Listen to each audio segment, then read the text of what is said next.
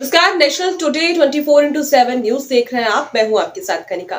Haldwani all India railway federation के राष्ट्रीय महामंत्री शिव गोपाल मिश्रा शुक्रवार को उत्तराखंड के काठ गोदाम रेलवे स्टेशन पहुंचे, जहां रेलवे यूनियन से जुड़े कर्मचारियों ने उनका भव्य स्वागत किया। इस दौरान उन्होंने कहा कि रेलवे मंत्रालय 13 साल बाद रेलवे की यूनियन को फिर से मान्यता और वेरिफिकेशन करने जा रहा है, जो एक अच्छी पहल है।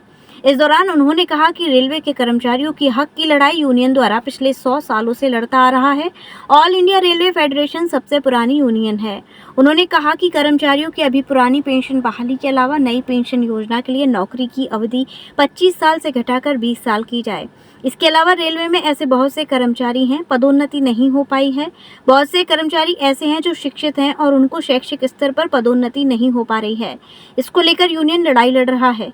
इसके अलावा रेलवे कर्मचारियों की आवास और बोनस वृद्धि को लेकर रेल मंत्रालय से लगातार संपर्क में है। पिछले 8 सालों से रेलवे कर्मचारियों के बोनस में वृद्धि नहीं हुई है। AIRF के महामंत्री ने कहा कि रेलवे को बेचने व निजीकरण करने की जो योजना बनाई जा रही है, उसे कभी पूरा नहीं होने दिया जाएगा।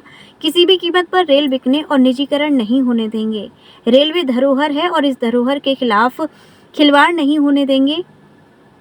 रेलवे धरोहर है और इस धरोहर के साथ खिलवाड़ नहीं होने देंगे।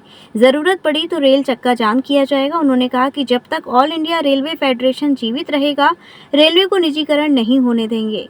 इस दौरान यूनियन के लोगों ने संगठन को और मजबूत करने और अपनी मांगों को मनवाने के लिए यूनियन को और मजबूत करने का भी आह्वान किया। तक समस्याओं का सवाल है, हमारे कर्मचारियों की प्रोन्नतियों के सवाल हैं। हम LDC ओपन की मांग कर रहे हैं। अभी हमने UPS से लड़कर के लेने का काम किया है, जिसमें गारंटीड पेंशन का वायदा है। फैमिली पेंशन दी गई है, मिनिमम पेंशन दी गई है, लेकिन हम चाहते हैं कि ये जो 6 महीने बाद में देने की बात कही जा रही है, ये 10% जो है वो इसको देने का काम किया जाए कम से कम। उसके लिए हम लोग आने वाले समय में स्टाफ साइड उस पर बातचीत करेगी। जो 20 साल अभी मिनिमम क्वालिफाइंग सर्विस थी, उसको 25 साल किया गया है। उस पर भी हम लोग बातचीत करके उसमें भी सुधार करवाएंगे, 20 साल लाने का काम करेंगे। हमारे तमाम ट्रैकमैन साथी हैं, पढ़े लिखे लोग हैं, दूसरे जो असिस्टेंट में आए हैं, तो उनके लिए हम लोग LDC ओपन की मांग कर रहे हैं कि उनको LDC ओपन किया जाए और डायरेक्ट रिक्रूटमेंट में कमी लाई जाए, ताकि आपको एक्सपीरियंस भी हैंड मिल सके और पढ़ा लिखा व्यक्ति भी मिल सके। उससे रेलवे की उत्पादकता भी बढ़ेगी और एफिशिएंसी भी बढ़ेगी। लोगों की सेवा जो है वो भी अच्छे तरीके से की जा सकेगी। हमारी ये भी मांग है कि इनके मकानों की हालत बहुत जर्जर है, उनको ठीक किया जाए। काम के घंटों में जो है वो सुधार लाया जाए, क्योंकि काम के घंटे, हमारी मांग है कि जहाँ इंटेंसिव वर्किंग है 6 घंटे ज़्यादा नहीं होना चाहिए और 8 घंटे ज़्यादा तो किसी का भी नहीं होना चाहिए। तो इस पर भी हम लोग बातचीत कर रहे हैं। बोनस अभी 78 दिन का कल रात को कैबिनेट ने अप्रूव कर दिया है। हम लोगों की मांग थी कि इसको 7,000 का जो बेसिक है उससे बढ़ा करके मिनिमम 18,000 कर दिया जाए। उन्होंने कहा है रेल मंत्रालय ने कि हम इसको नहीं कर सकते हैं, इसको भारत सरकार का श्रम मंत्रालय बोनस एक्ट में परिवर्तन के बाद करेगा।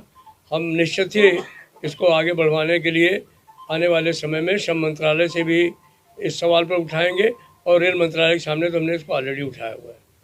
निजीकरण का जहाँ तक मामला है, इसका जो होलसेल निजीकरण है वो तो कभी भी नहीं होगा, और वो इसलिए नहीं होगा कि ऑल इंडिया रेलवे फेडरेशन है, नैनी रेलवे मजदूर यूनियन है।